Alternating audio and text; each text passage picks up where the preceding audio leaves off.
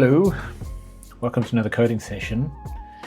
We're going through the bugs and issues that we have outstanding, the known bugs and issues. I'm sure there are way more than this, but we're going through the known ones in an effort to kind of close out this list, at which point I'd be happy to actually make something useful with the language we do some other project. So I'm kind of interested in like this type of area here at the moment. So it's like some issues with the with some language features, I guess, especially these two here. They're both, I guess they're both kind of related in a way, but this one is the one I want to tackle today. So auto convert dynamic array sizes. What the hell does that mean? If I go to OpenGL here, our OpenGL example, yeah, this is the right spot. So here we are declaring a variable called triangle data. The type is that it's an array of vec4s allocated on the heap, the GL heap, so it's going to be allocated in VRAM. And this here is the size of the array, and you can see that we're explicitly casting it to a U64, which I really don't like. So yeah, so I want to auto convert this to U64 instead of having to do this. So how do we go about doing that? Well, we want to find this place where this gets processed, right? I mean, I guess if, oh no, it's not the playground. Although, oh, this is probably, yep, this just breaks sometimes. I should do something about that. I should put that on my list, actually. Or, I mean, probably just as a, like a, it kind of sucks to recreate this every time, but I think that would, no, let's just leave it for now. I want to do it properly. But it just means that sometimes the compiler crashes because of that. I think it's maybe like a race condition. Right, so now we get these types are not compatible, which is what we were basically expecting. That's why it needed the explicit cast. So it's the right-hand side of a call when we're doing the parameter call. I guess really what we want to get back to is this assignment. Yeah, because this here, we do a whole bunch of stuff to create the call. And this length expression node here is the interesting part. Because the length of the array, that's, yeah, length of the array, size of the array, same thing really. So I think it's this length expression node that we substitute. We create a whole bunch of custom AST, which I don't like. I actually want to do something about this that's a bit nicer. If we go back to where this is declared, so we're saying that the data type is an array. The first child of an array data type is the length. So we have the length expression here. So basically I want to auto convert this to a U64. I want to do something like auto convert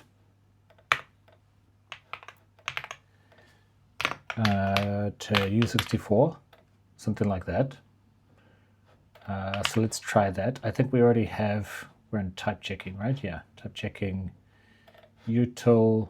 We already have auto dereference. So let's go auto convert. I don't like to use node as a name. Let's call it expression. That's what you're going to convert as an expression. Maybe I'll also change this to be expression.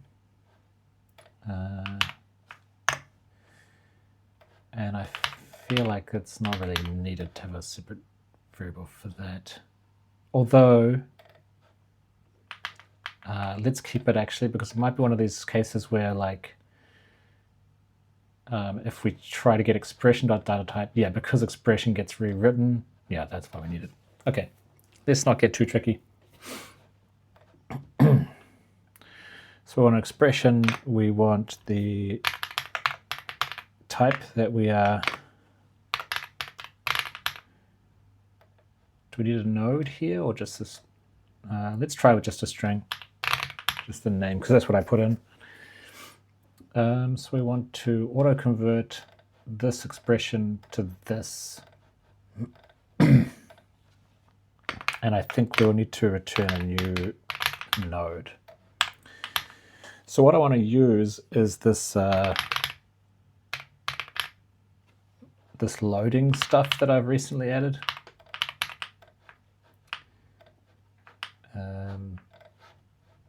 In here. So we have this load code where you can just pass in a string and it'll tokenize and parse, but it won't do type checking. But that's good actually. It can be quite useful. So I think I'm going to rename. I think there's going to be maybe a few cases where I would like to specifically have just one statement. So we can call that. Yeah, again, I want to make these things more useful, these names, and just nodes. I don't like that. Also just take off the suffix statement node. I feel like that's nice and clean. So statement, I mean, it's just very simple, just a very simple convenience procedure that passes on to this and gets back the statements, and then it just returns the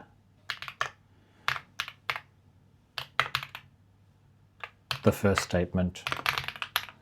So very simple wrapper. But I think there is already one place where it would be useful. Oh, did I not do a rename? I still have some load code. Oh my god. Yeah, looks like it. And here even.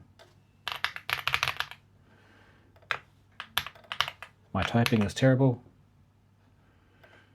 Load code. So here we can just say load statement because all we're loading is main. It's just one statement, and then we can cut off that. Very, very minimal improvement, but kind of nice. Anyway, now that we have that, I want to load a statement in here, which is, you have to give it a name, so I'm just going to call it auto-convert.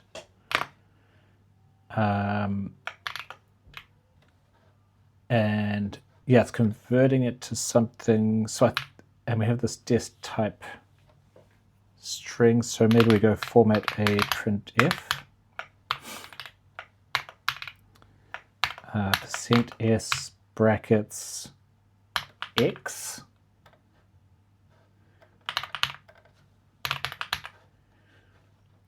So then the dest type. So basically we're going to create some AST for a function call where the name of the function is the destination type, because that's what a conversion is. It's just a function call where the name is a type.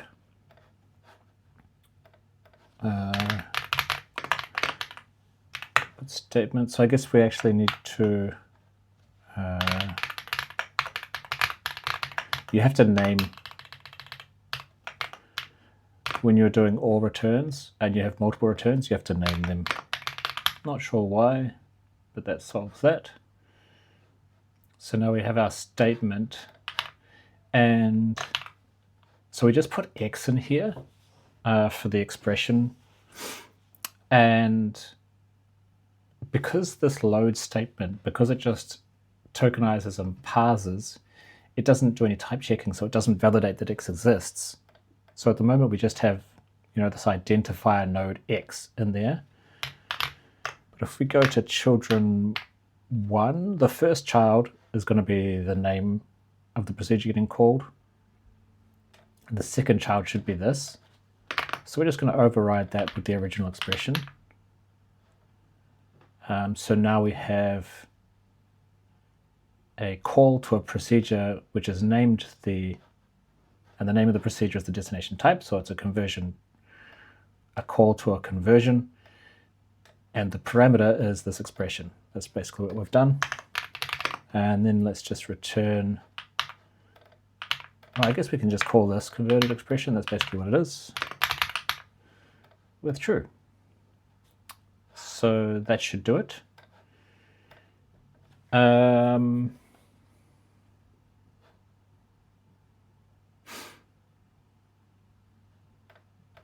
Why is that not happy? Oh, because we need to or return. But I think we need to do it in place. So actually we need to do it, because this is just taking a reference to it. So actually it's something, you know, before we take a reference to it, let's auto convert it to U64. So it's just that one extra line. Well, with this new procedure, what happens then?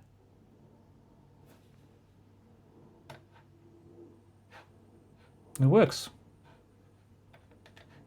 Well, I remember when I first came up across this problem, I was like, oh god, this is going to be a bitch to solve. But when I thought of this autoconvert, I was like, actually, that's not so bad. And there's actually somewhere else where we do something similar, and I want to change that to be autoconvert as well. So it's nice and consistent. And also, because where it is primary, let's just get rid of some of these files. So in primary,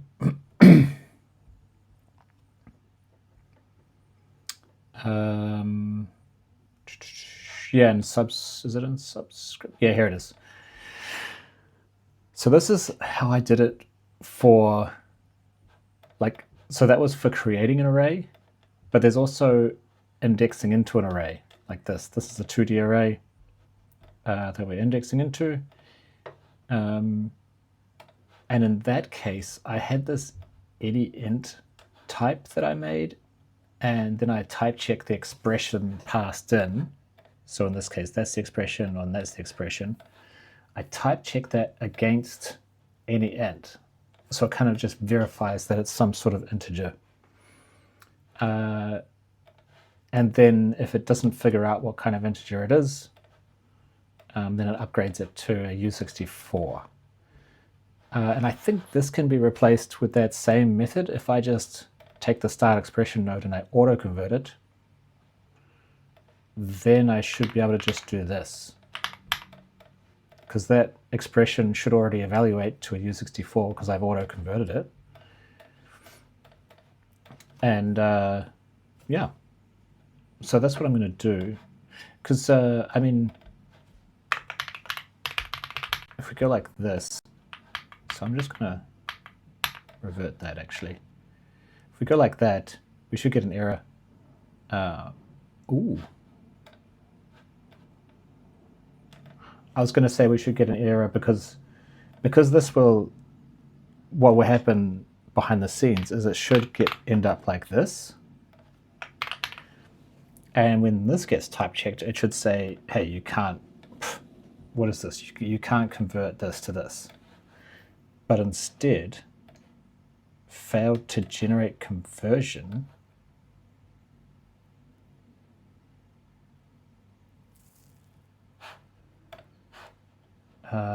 Failed to generate conversion.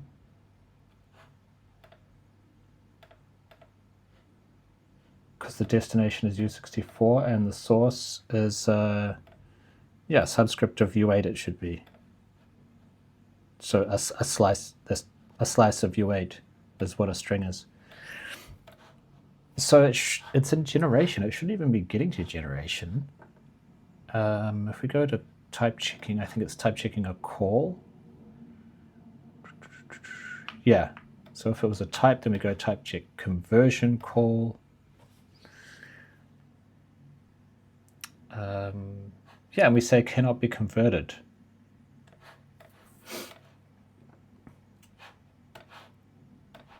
So it's not going in there, but I feel like it should be.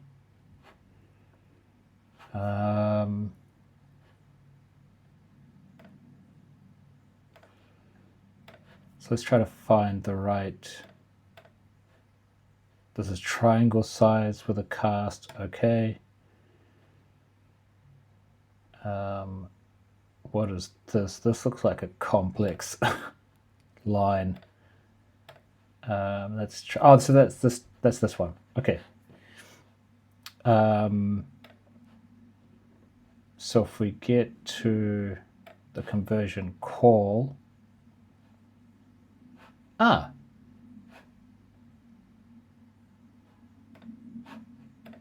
parameter is not a numerical type.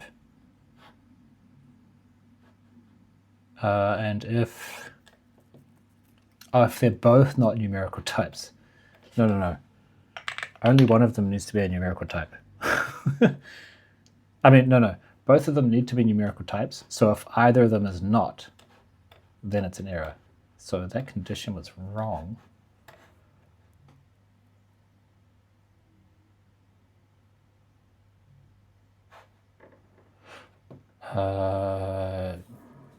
Type empty. Oh.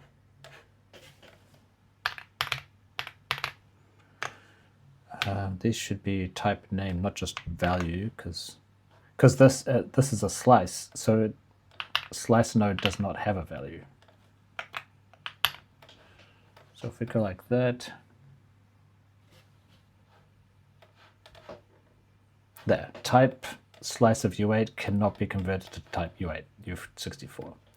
That's what I was expecting. Well, that's kind of nice that we fixed that up. And so I did that explicitly, but if we take that out, it should still do it. Should still get the same error. Yeah. And then if I go back to the number, that was when it was working. Yeah, there we go. Looks like I've got a rogue window. I'll just close that so it doesn't consume all my CPU and get my fans going crazy. Okay. Right. I got a bit sidetracked there, didn't I? Because I was actually wanting to say that there was somewhere else. That's right, there's this. And so then we went into here and we said, okay, we want to change this. That's right. So I think I can like redo. Yeah. So I sort of got to there. Now this any int is, I'm pretty sure this here is the only purpose of having that. Like here we're just listing it, you know, it's just putting it in some lists. This is where we're actually checking it against other integer types to see whether they are compatible. So that's just kind of like making it work. That's just printing it out correctly if we needed to. This is just handling the fact that it exists. Also just handling that it exists. So yeah, this is the only place that it's actually used. So I'm actually going to get rid of that. It's not needed. Get rid of that from there. So we don't need these conditions.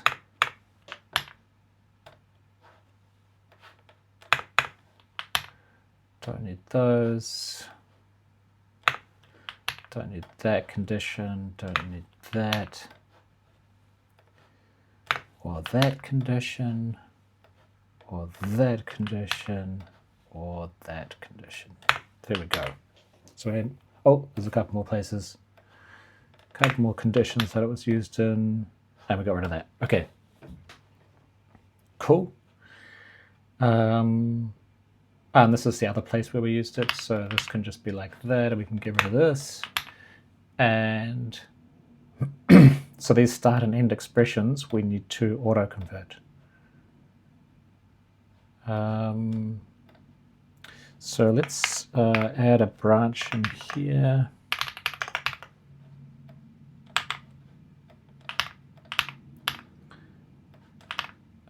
We don't need to explicitly set these to nil. Odin nil initializes everything anyway. So we want to do the same thing we did here, basically. So we go boom, boom, boom, boom. This is a U64. And this is children 1, children 0. And children 1, children 1. So those should all be auto-converted now. Type none cannot be converted to type U64. Huh. Okay. Why is that happening? Right, so it's the parameter. So parameter node, data type. So it has a data type of none. Fair enough. Ah, and the type of the node itself is a nil literal.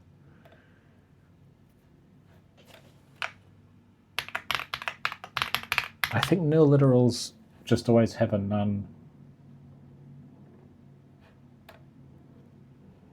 They have a none. Yeah. So this is type checking. Yeah, so if you come across a nil literal, then it sets the data type to none. Yeah, because nil literal just takes on the type of whatever else it's being used with.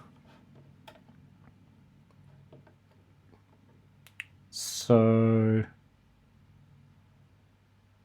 sorry, let's have a closer look at where this is happening.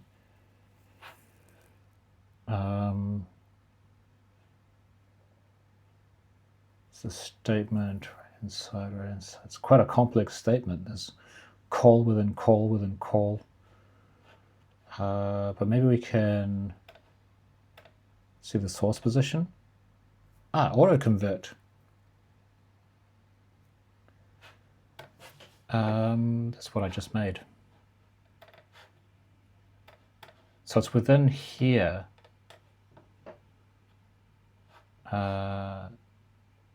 That makes sense because it's a conversion call and the parameter. So basically, my God, I'm getting confused. So basically it's evaluating to like this, converting nil to a number, which I guess is legit. Like it would evaluate to 0, right? It would effectively become a nullify.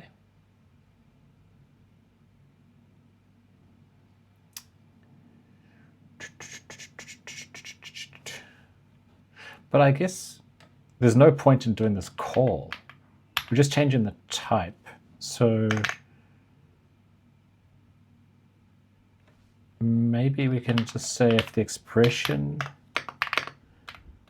is a nil literal,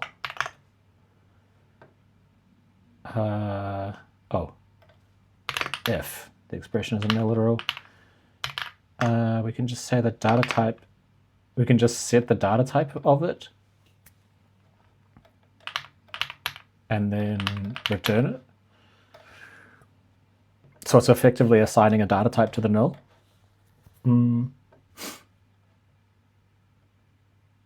I think that's okay. The problem is that we don't have a node. So when I made this procedure, I was like, I don't know if we need a node or not. Turns out we do. So here we can say context.program.identifiers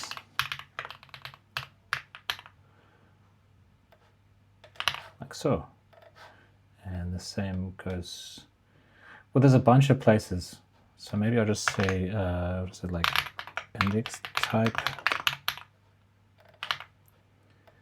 So just say index type here and here and here. We can replace these ones as well, like so. How does that work? Auto convert scope must begin with opening bracket.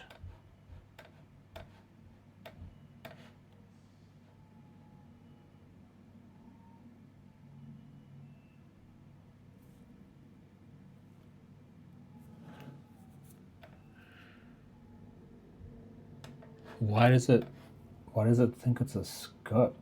Oh, should probably change that to dist-type.value. Now that it's a node, we need the value as the name. That could have something to do with it. Okay. Conversion is not supported. This is GLSL. To begin with, let's do it on the CPU instead of the GPU.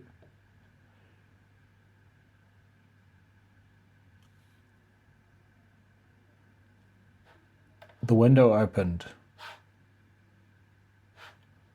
That means that this segmentation fault happened inside the program, not in the compiler. I haven't come across that for a while.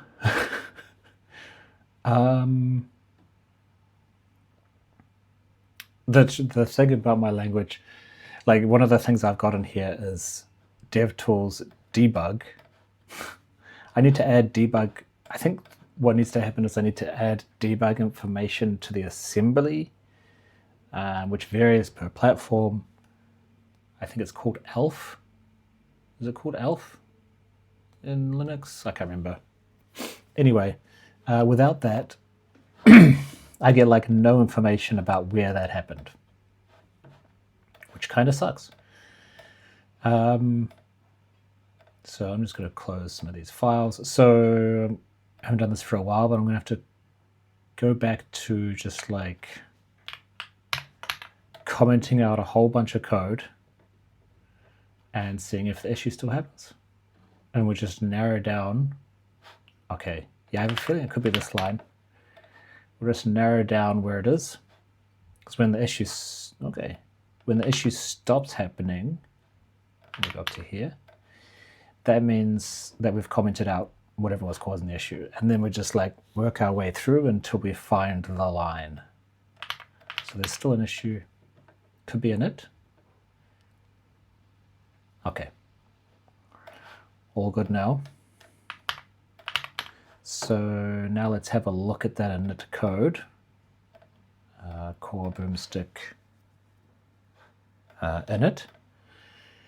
We're not doing any GLSL stuff, so it shouldn't go into here anyway, but let's cut that out. Yeah, it's still an issue. Maybe starting the thread pool. No, is it this line? Just a cast, but I guess it's get CPU core client. Yeah, looks like that line was the issue. So maybe it's this, because nothing to, I mean, we do have a cast in here, could be the cast. But if we go to threading, get CPU core count. Let's cut out this loop.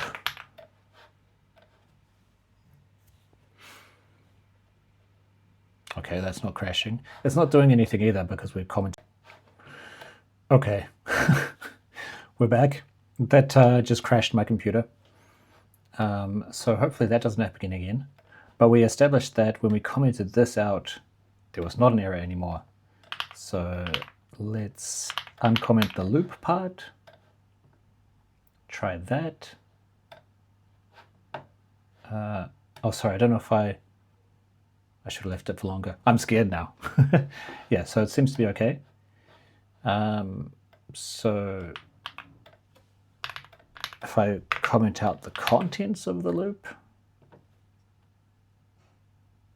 okay, now we're crashing. So it seems to be in this line. This is not calling anything else. I wonder if we can break this line down. So let's for starters, if I do this,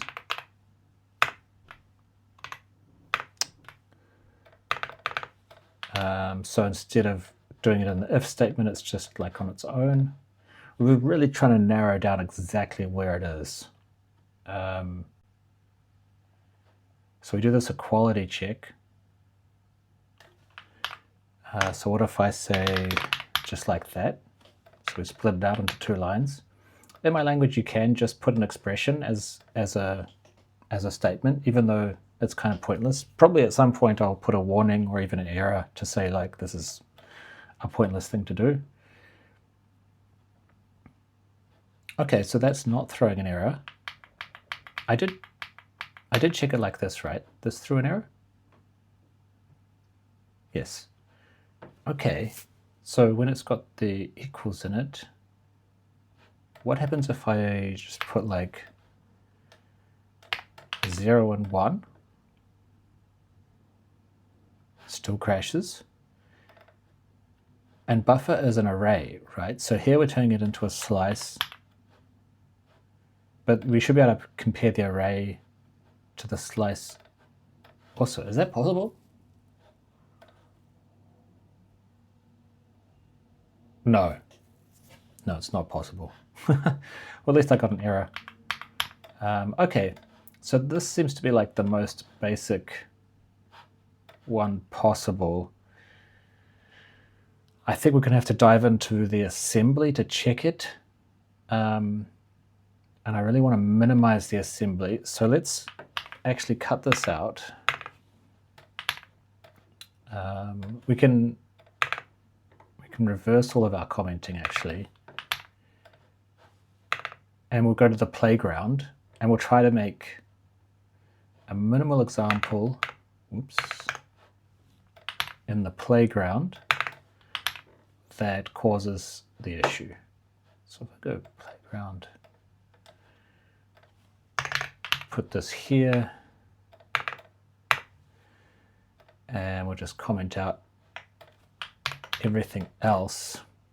We're obviously going to need these variables. So if I go back to here and get the buffer and the CPU cause prefix, where's that declared? Here.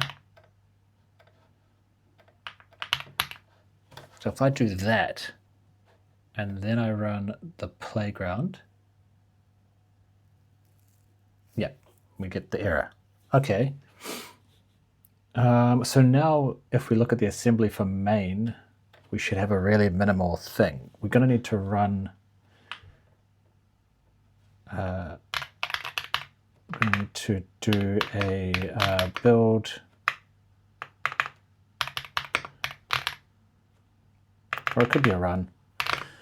Examples playground. And we want to include the intermediaries. So we get the same error, but now we can look at the assembly. If we find the main, here's the main procedure. So it should have 3 statements. We have an assignment of 1,000 that creates 1,000 bytes. Makes sense. Another one that creates 16 bytes and assigns string 0. So this is the assembly that creates a static string. So this variable has 2 64-bit parts. One is the address of this, which is the actual data, and one is the length in bytes. And I think that looks right to me. And this I think is fine. It's basically just copying this structure because it's a slice. It's just making a copy of that slice. So this is the actual assignment, which has quite a lot going on. Maybe we can try and reduce it if we cut out the panic out of bounds. We should be able to do that by making it, I don't know if this is going to work still. I actually haven't tried it for ages. If I make this danger boundless, and then we run it again. Yeah, it still says panic out of bounds. That should...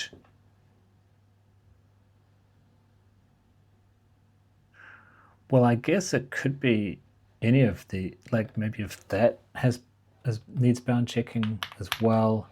Let's just go into the code and cut it out, the bounce checking. No, it should be generation x86 primary. I want to say, don't need that anymore. So the primary, and what are we looking at again? Bounce checking. So here's some bounce checking. Let's just cut that out. And here's some bounce checking. So we'll cut that out. And then we run that again. Oh no, we need to run from here because we actually need to build, like we need to compile the compiler. And then we'll run from here to get the intermediaries. Okay, so that cut a bit out. Right, so now we need to have a look through this. So we're allocating 1 byte. We're copying the address of that byte. We're putting 0 into a register. We're putting +7. So I guess that's the string actually. Putting the string into there, the address of the string, it looks like. We're copying 0. This seems pointless, but we're doing it anyway. Then I want to, we need to do another pass of cleaning up the assembly because it's a bit of a mess. So we multiply that by 1, the element size, which makes sense because each element is 1 byte. Then we offset. Right, so we're going to the start of the, I think this is doing the slice, performing the slice. We're going to the slice here. Actually, if we take this part off, that's fine, isn't it? It's only when we put the equality check on. So let's skip forward to the equality check stuff. Oh, I need to. That got rid of our intermediary file.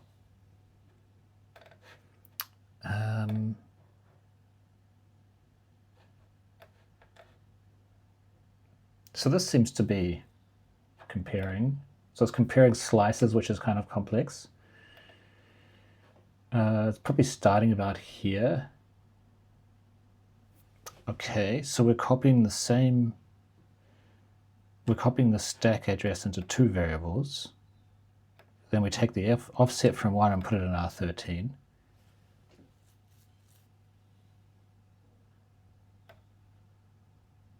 And then we use that as an offset. I feel like this line is linked to this line, you know? Like this is an address. But now we're taking the value at an offset from that address, and then we're using that as an add. This doesn't look right to me. Compare links. Compare links.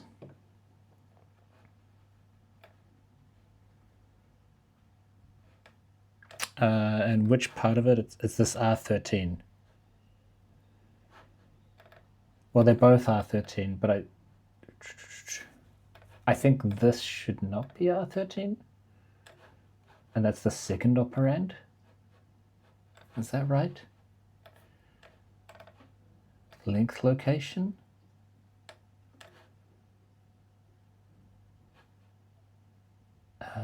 RHS location.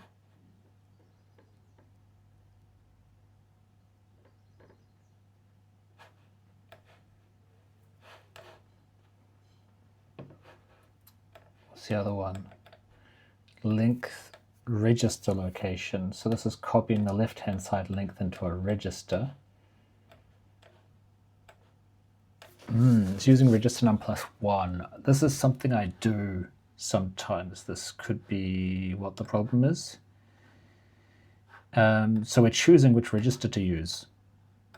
And so in a lot of these generation procedures, I pass in a register num. And that is the register num that has been reserved for use in, you could think of it as like it's reserved for use in this procedure. So see, the result location is using the register num, which makes sense. And in some cases, I do register num +1 because there's something else that I need to store. But it's possible that it could conflict. There's quite a lot of places where I do that. Mostly in assignment.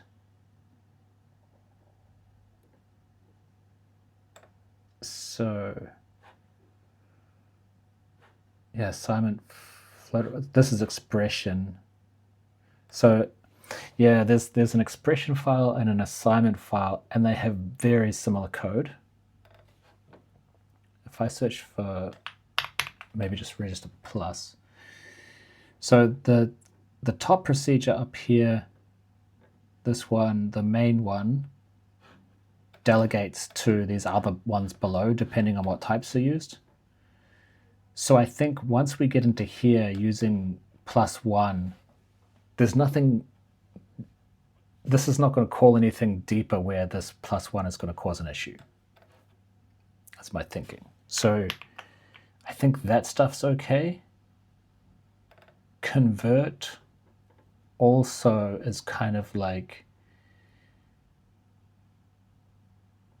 it doesn't go deeper and call other things that might also want to. Like, I'm just worried that this uses register +1, and then we go deeper into some other procedure, and then it's also like, oh, I need to store something else. I'm going to use +1 as well. So I think assignment and convert looked fine. So then there's primary and expression. Primary, I feel like primary also, I mean, primary can be recursive, but I don't think any of these places where it's being used is recursive, because the recursion happens up here, which brings us back to expression.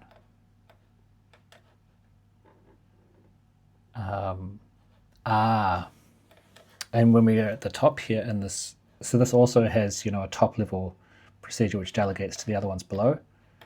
So the ones below I'm not worried about conflicting.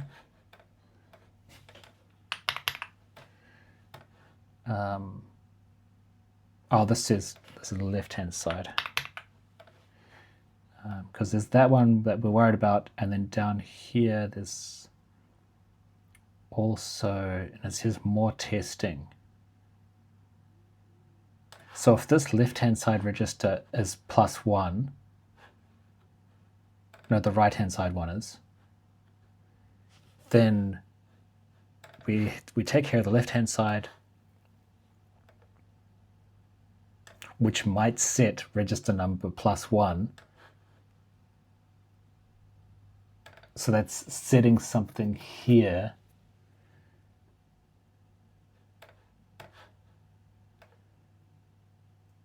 No, probably the worst case is if we handle the left-hand side, then we go into the right-hand side. Oh no, but then it wouldn't set register num +1, would it? I don't know. I feel like this could be trouble. And like, the most simple thing I can think of is to say, let's just say +2 here. We do that in some places. Also in primary stuff, so I'm not worried about primaries really. The one we just changed. Oh no, this is the one we just changed, and this one is, looks like it's vector stuff, which is really complicated. So I don't think those are going to conflict with each other. Let's try that. So that seemed to have fixed the issue, so maybe that's it.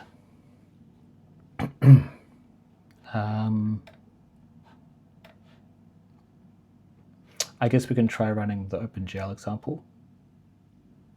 Yeah, that runs now. Okay. I wish I felt a bit more confident that this was the right solution. I'm fairly confident. And I also wonder, because when we were looking before in the assignment stuff, no, I think it was also an expression. It was also an expression. Yeah, there was this stuff down the bottom, and it said more testing, like, which makes me think, maybe something went wrong there and it wasn't very reliable, and that might be because we came across the same bug and we just didn't really know what it was at the time.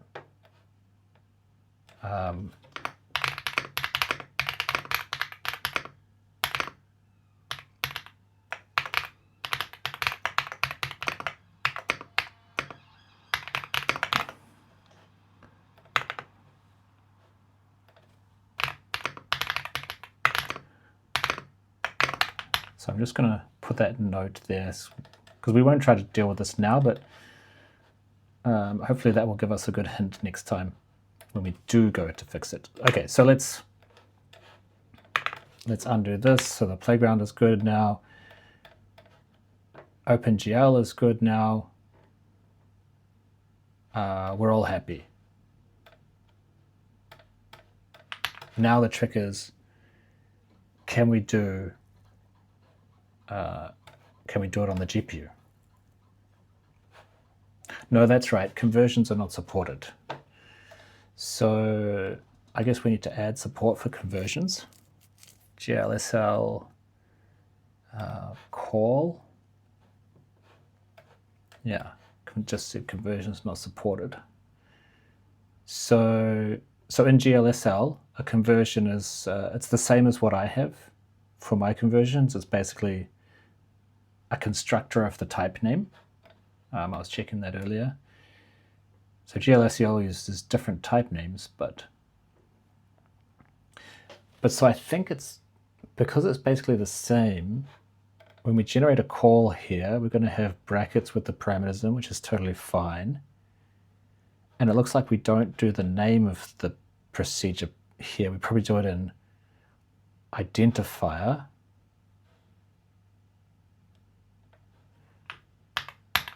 So can we just cut this out and it works? Apparently we can. As I was just saying, the type names are different. So I'm kind of surprised that worked, because if they just printed out U64 as the type,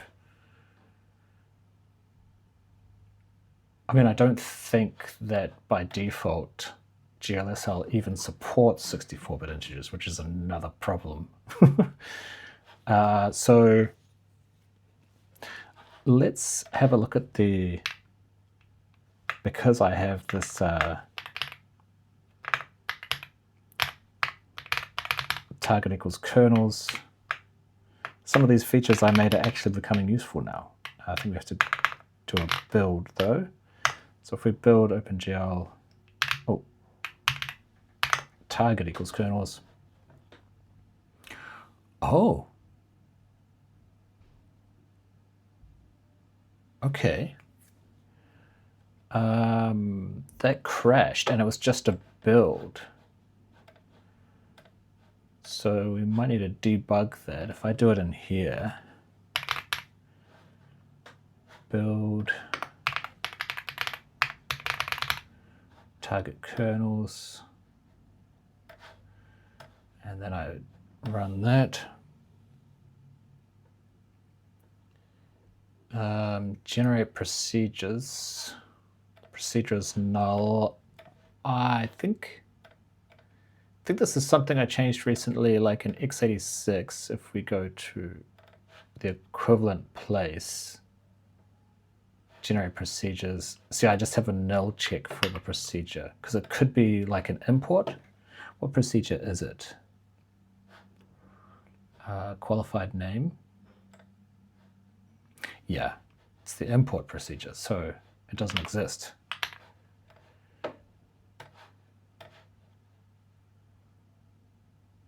Okay, that fixes that. Wow, we're fixing some bugs. Some unexpected bugs. That's nice. Just revert that. But since we just did that run, we should have, where is it? We should have a kernel. Okay, so this is it. And it looks like it has not printed the name. That's interesting. Hasn't printed a name at all. So if we go to generation GLSL, I think it would be identifier, right? If it's a member, we put dot first and then we put no dot value.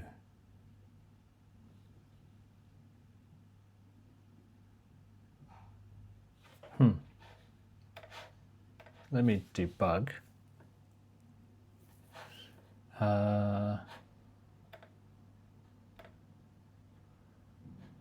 Data, okay. What about index? Okay, that's index, but there was no U64?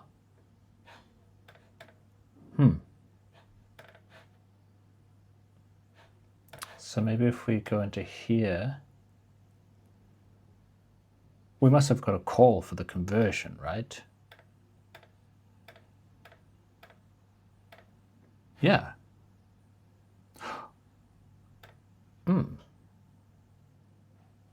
So the child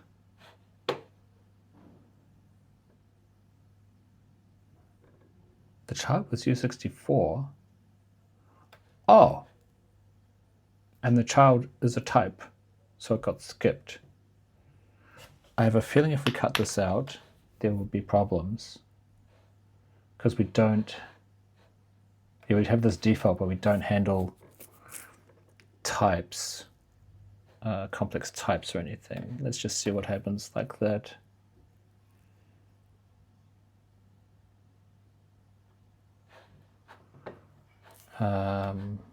Just get rid of that. Okay, that, oh dear, I've got a couple of these rogue windows. Let's close these. It looks like that didn't work. Or, no, well, it changed something, didn't it? Because it broke it. So this is progress, believe it or not. So we'll recreate that kernel. Okay, so now it's U64, and like I say, I don't think U64 is a thing. Oh, that's right, because my computer crashed.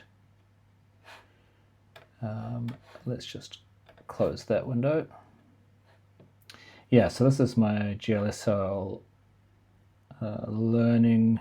So here's the basic types that are supported.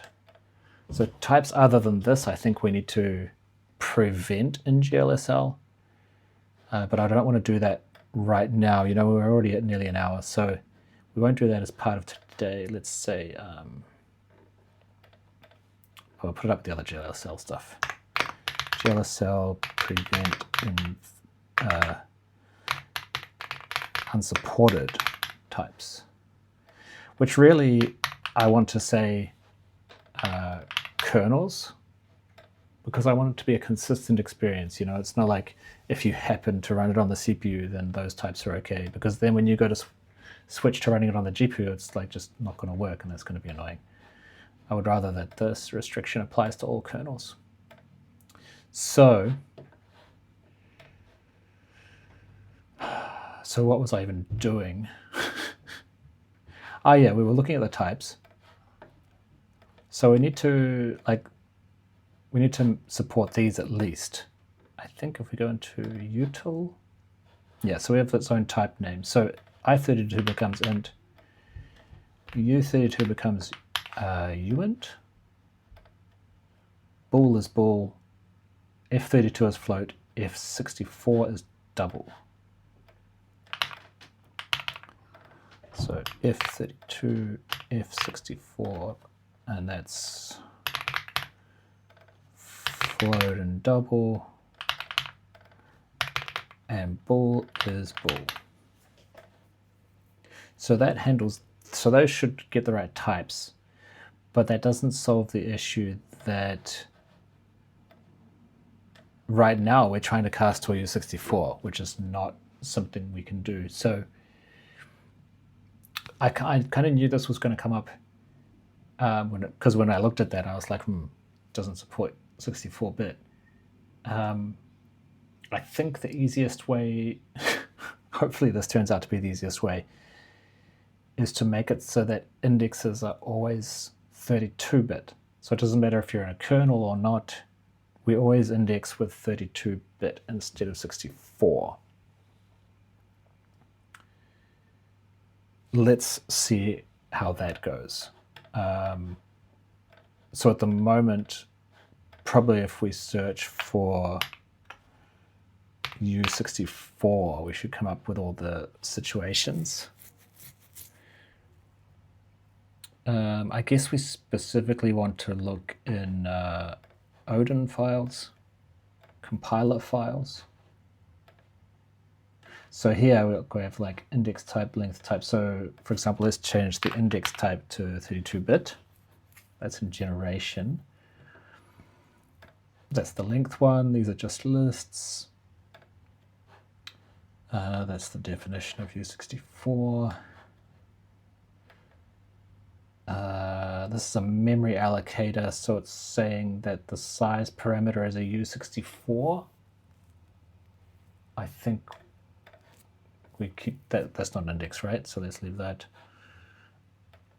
I hope these, yeah, I hope this works. Basically, that's what I'm trying to get at.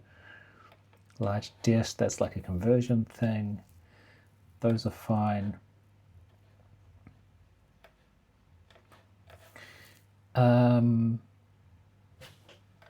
I think we should. So this is getting the size of something. So if it's an array, then it depends, like it's just the size of the element times the length of the array. But a slice is always an address and a length. So I think 2 byte size, and we saw before there was a length type node. I think this is more explicit and also prevents us from hard coding it in case we change the length type. If we change the size of that, then this will update nicely. Okay, moving on. I'm a bit wary of time. So here, this is where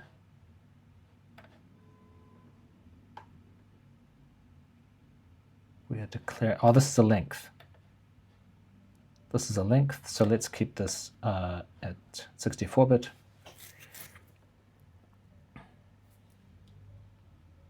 Right? I mean, that's a bit, when I think about it, that's a bit weird. If you can only index into something with a 32-bit, then what's the point in having it longer than 30, like being able to make it longer than that? But let's not get too crazy.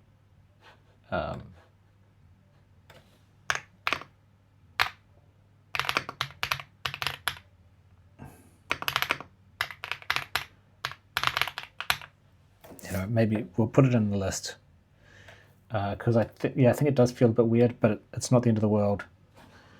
Let's go back. This is the size. Okay, so the size of a type is a 64-bit integer. That's fine. This is also length. I hate how when you search in this dialog, like sometimes the sorting changes each time you do it. Yeah, so we already looked at this stuff and it's fine. That's the length node we saw before. This is that length node we were just looking at. This is length. Index type. Change that to U32. Basic pre-index node. So I'm saying that the index node is a U32. I mean here I'm saying it's U64, so maybe we change that to U32. This is also the index. Okay, that's it. Try that.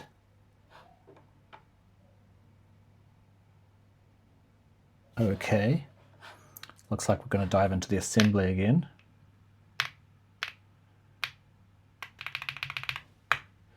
This time in OpenGL.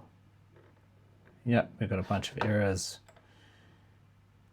OpenGL assembly, and it was line 306, which is here. Yeah, so these two are different sizes. I think this is 64-bit, this is 32-bit. And it's happening here, multiplied by element size. So this is like a manual, like most copies use the copy procedure that I created. This is like a manual one for whatever reason. Not sure why, I don't think it needs to be. So the offset location is a reference type node, start expression location.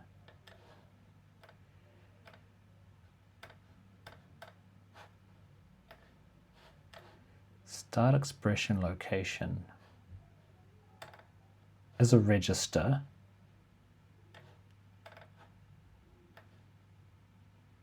Oh, and we convert it. Interesting. So here I use this convert. I mean, I have the auto convert, which I guess is like a bit of a wrapper to this. Like maybe that auto convert could just be, should be just used. Oh no, this is generation. This is a generation convert. The other one was a type checking convert, a bit different. So it uses the index type node, and that's why it's a 32-bit. But here it needs to interact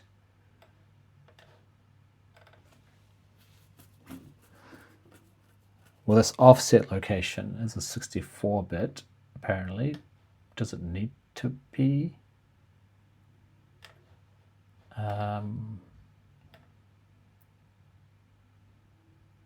Yeah, well, it needs to get added to an address, and address is a 64-bit. So this also needs to be 64-bit. This is used in one other place. Well, is it used outside this file as well? Like, I think it's a reusable. No, it's only used in this file, only in these two places. And this looks like the same thing for the end expression. Oh, we should be able to reinstate this stuff. But I'm thinking in terms of generation, maybe we should keep it as a 64 because it's only used in those two places, and those two places need a 64-bit.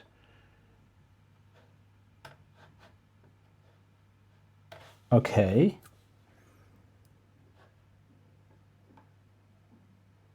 We're getting a bunch of invalid operations, and we're getting an out of bounds.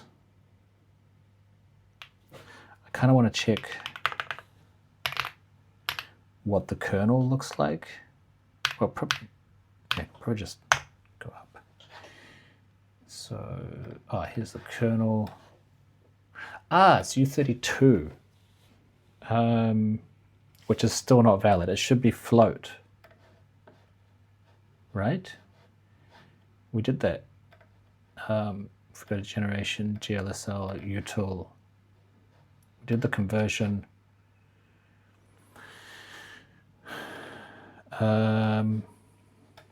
But its identifier that's printing it, an identifier is just, it's not doing that conversion. I think we need to say if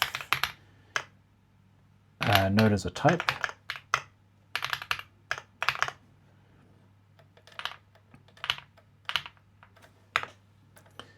then it is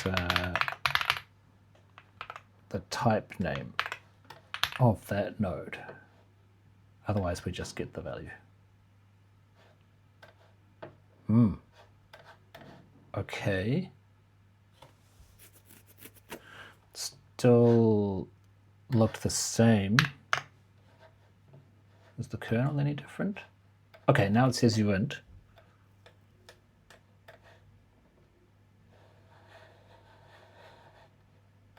But that says float 4. I think that should be vec 4. I don't know. Yeah, maybe that probably doesn't work like that. Yeah, I don't think you can have vec 4 constructor. So I guess in here, this is where we created. But we do type name of the child, which is now returning float. So we shouldn't be checking for F32. We should be checking for float.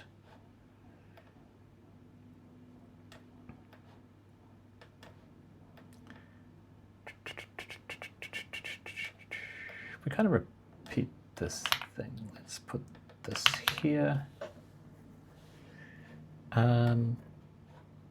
Let's try that. Okay. Ooh. We still get panic out of bounds, and it's like, boom, then stop.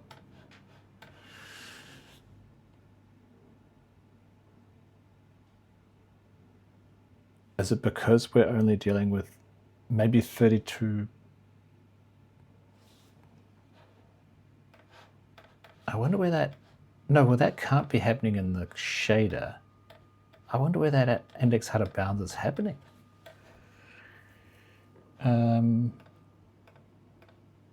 That's another thing, it's like, well, it says FPS, and then it doesn't print the number, so there's a hint.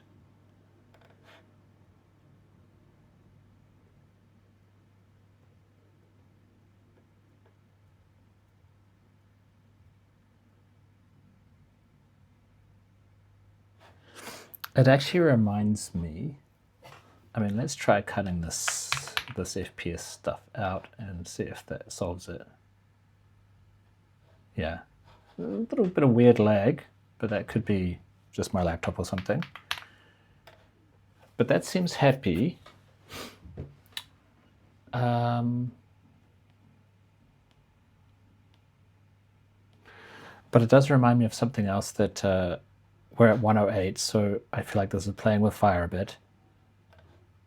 But since we've changed to like 32-bit indexes, another thing, if I say I64, these are the other project, my interpreter that I made a while ago. Definition, so member, no, a length is a U64, so that was an error. Do we not use I64 anywhere? No, here we go.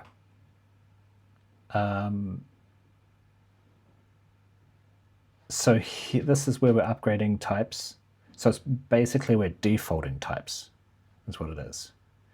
And we default them to I64 and F64. And this is probably also defaults.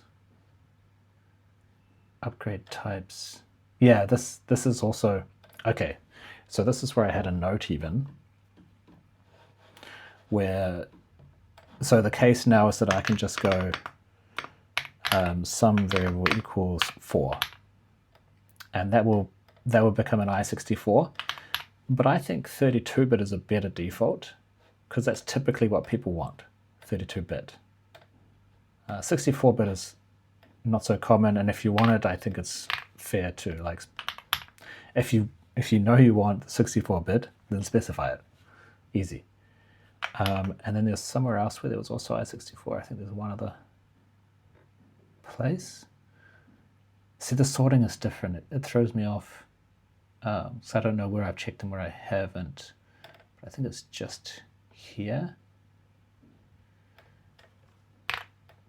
So again, this is where I want to say, like, default to these. Does that inadvertently solve my problem? No, still have a panic out of bounds. At least I didn't break anything else. What happens if I do a health check? Not compatible.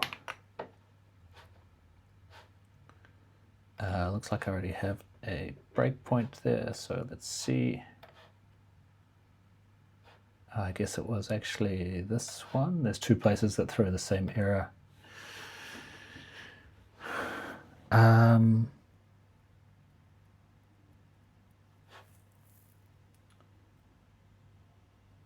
So it's a basic for loop.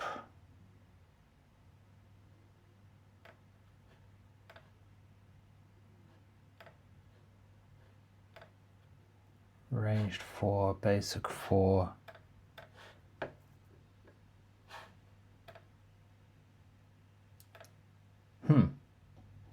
So there's an issue with 32-bit versus 64-bit.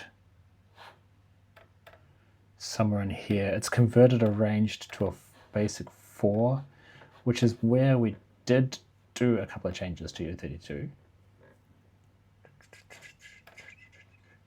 Did I make a note?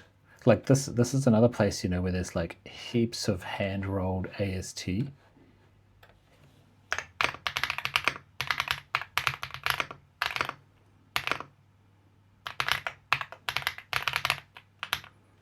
And I want to use load statement instead. I think it'll be much better. In fact, I know it's going to take a bit more time, but I wonder if we can do that here. I know we have that that panic out of bounds also.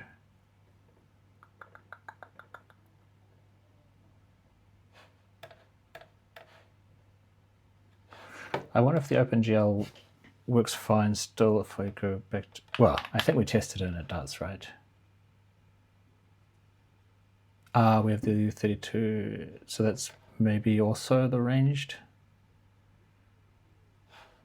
Yeah, that's also the ranged. So I don't know, is there anywhere we can see that's like obviously, I mean, I haven't looked at this in a while.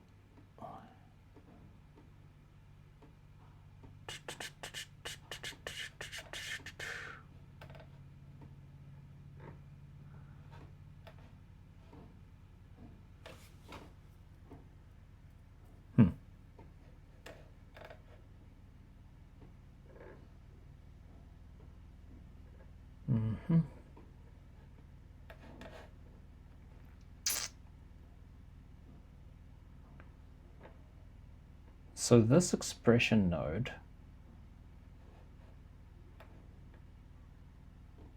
is being compared to the length, and the length is 64-bit. The expression node,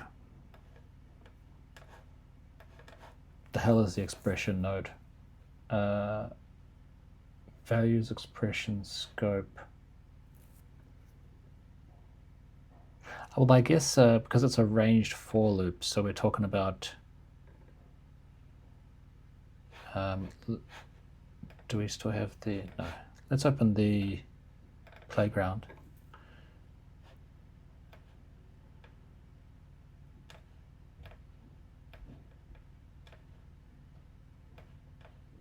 We don't even have an expression, do we? What's the expression node in one of those, in a ranged for loop? There's the values, which I feel like is these. Or maybe this is the expression. I need to close files because I'm just getting confused about where I'm at. Do I even need this one? No, that's just where it popped. Yeah, and the third one's the scope. Okay, so it's this part here. Is the expression. And so these are now U32s. They were U64s.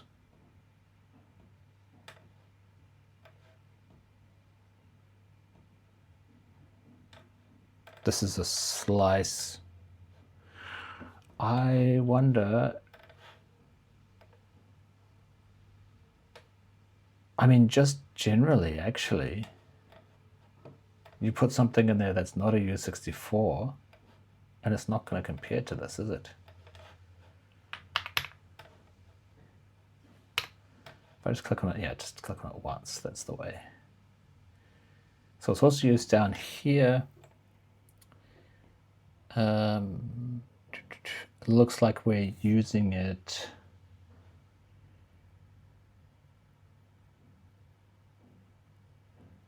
subscript of, okay, so is that the other branch? No, it's the same branch, because there's two branches here. One is with the range, and this other one, which seems to be actually using the expression node. Looks like the top one, the top one does, but it splits it out. But this bottom one uses it in two places. In neither place does it explicitly give it a type. But in this case, it's a slice of F32s.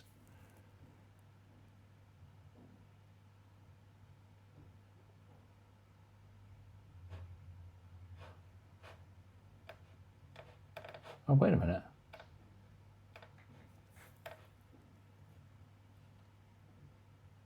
Okay, so there's, yeah, because I was going to say this here would not be, they should be I32 now, because value is going to, these are going to default to, sorry, they're going to default to I32. So value is an I32, so we add it to another I32.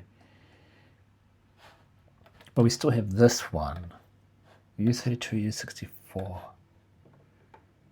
I know that's a U64, but would that be a U32? Why would that be a U32? I would actually expect it to be, I mean, expression node. Well, why don't we check? Why don't we check if it has anything when we get here? So expression node doesn't have a data type yet, but its identifier foo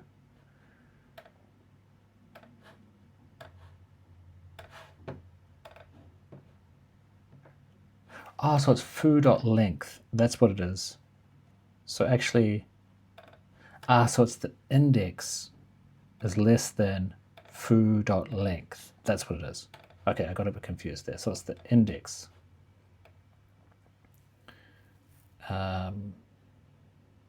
Which seems to be specifically only used here. It's used here as well.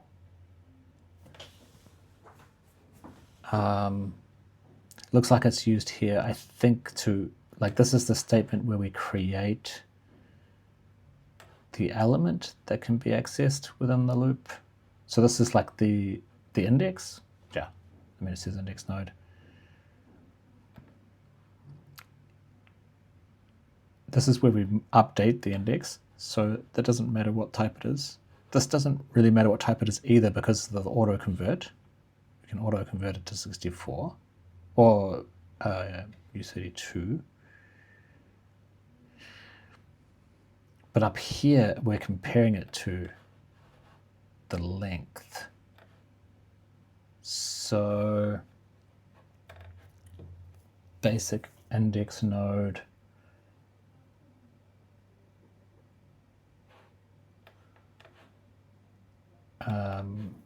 So we have, I need to press it just once, index node. Where does that come from? If there's more than one value, then it is the second one. Yeah, that makes sense.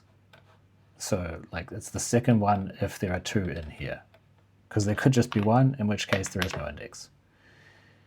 But for this kind of loop, we need to have an index, which is why we say if there is none, then we create one with a special name. So this one doesn't have a type. And this one also doesn't have a type. There's no type annotation here. So they are typeless. So this is an untyped node. We clone it into here. So when that gets typed, it does not matter. Actually, it's explicitly typed as a U32 here.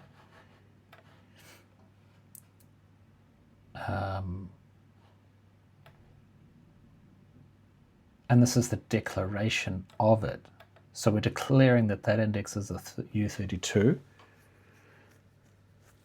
And down here we compare it, and it's definitely a U32 at this point. See, this is where, like, I think using that load statement stuff would be much better. I just thought maybe we didn't have time to convert all this right now. It might have been faster, actually. But I think what we might need to do, should we just do it manually? I think this here, which is the, foo.length, needs to be wrapped in a conversion to a U32 so that it can be compared with this U32 variable. Or conversely, this one can be wrapped in a U64 conversion. Both of them work. And neither is easier than the other. So let's put this one in a U32. So let's make this a call node.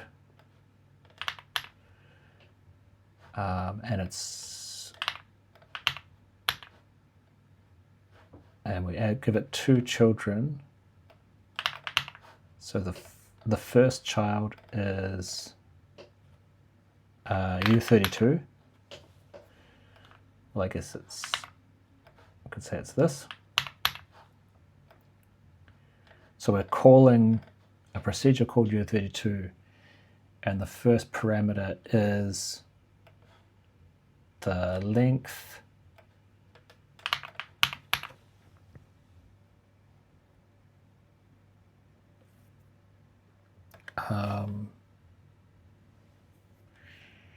and then what do I want to say? I want to say that the child of this node is foo. Did I structure that right? So we add this one to children. We also add that one to children. So that needs to be a child of the second node. Let's see if that works. Whoa. See, that's like, it's so convoluted. It would be much nicer to be able to just write the line of code and then convert, and then have something else converted into this AST. Okay, so the playground works. OpenGL is probably still going to crash the same way it did before. Yeah. There's a panic. And the health check works. Well, I don't know if it does work. But so far, so good. Okay. And if we go to OpenGL and we run it, so that's running on the CPU. If we run it on the GPU, I guess it does the same thing. It takes a while to compile, doesn't it? I think my computer's starting to struggle for whatever reason. What? Oh, that's health check. Okay. Yeah. So it fails on the GPU. It fails on the CPU. That's not the concern. It's that's right. It's like some FPS thing. If we take out the FPS counter, then it seems to be fine. Don't know what it is. But I think for now, I'm just going to say that's enough for today. It's not often that we finish with a bug, but I think it's been an hour 25. I think we have made some good progress and fixed like some important shit. Like that fix that we did to expressions where we did +2 on the register number instead of +1. I think that was like a fundamental error, like quite a deep down error in our code. But we also fixed some other stuff. And we made it so you don't have to put an index here. So I think it's pretty awesome where we've got, we also fixed a few things like this was not a compiler error before, and now it is. So I think we did make some good progress, and I don't want to just throw that away. So even though we still have a runtime error where it panics after a while, something's gone out of bounds, I think probably we can figure it out without too much trouble. But maybe we'll do that in the next session. Like if we just narrow it, we know it's in here. if we narrow that down, I mean, maybe I can do it now. We'll just have a quick go. So we know that line's fine. If I go like that, I mean, we're not doing anything with the rays yet, so that should be fine. Yeah, that's fine. Go like that, it's fine. It's probably an I to A. Yeah, well, now we're just writing FPS without anything, so it seems to be, I mean, let's just run it for a bit longer, but it seems to be fine. Yeah, no problem there. I imagine it's going to be this line. I think my laptop is really starting to struggle. Poor thing needs a restart. Yeah, so that crashed. So it's within this line.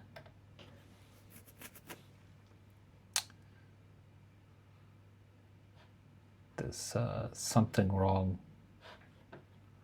So if I go into I to A,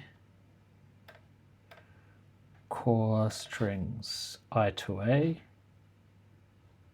that's A to I to A, and we just cut that out. I guess we're like this, so we still have the length, so it doesn't throw a compile error. That's happy. Go like that. Is that happy? Seems to be.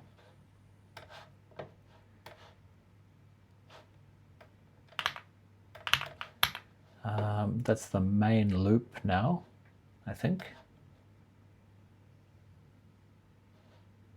Yeah, that's throwing it.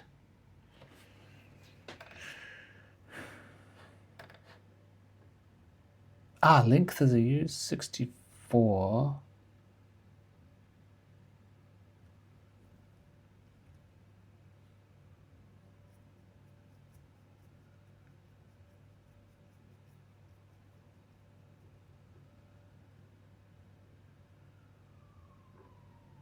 But I mean, the buffer is only 100 long. It's not like the having it 32-bit is going to really affect that.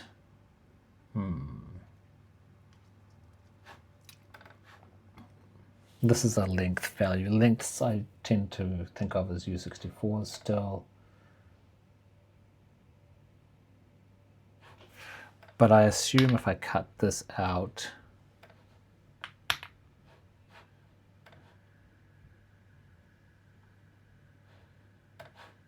oh, we're still panicking?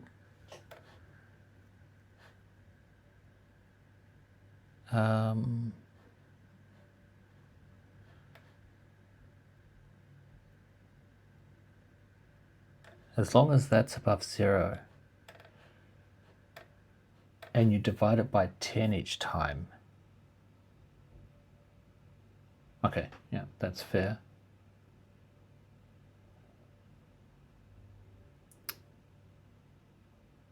But I don't know why that would... I mean, we obviously need to... Oh.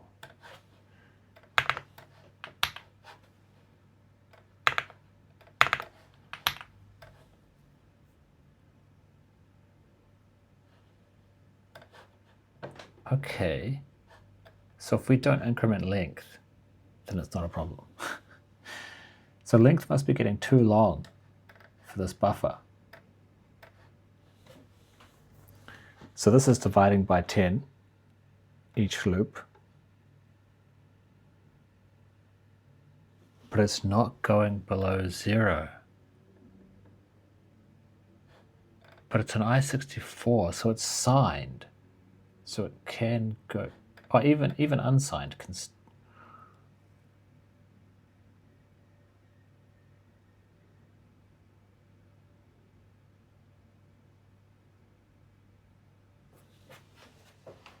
No, it has to be signed. to go negative. Yeah, it has to be signed to go negative. Dividing by 10 is not going to go negative though, is it?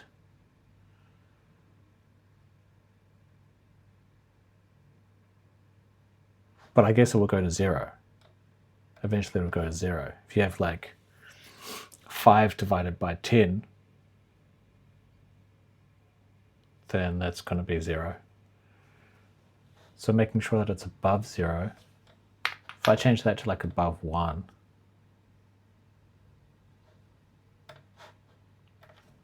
and reinstate that. We're at an hour and a half. I think I might... No. I think I'm going to leave this, but we know where it is. We know it's in here.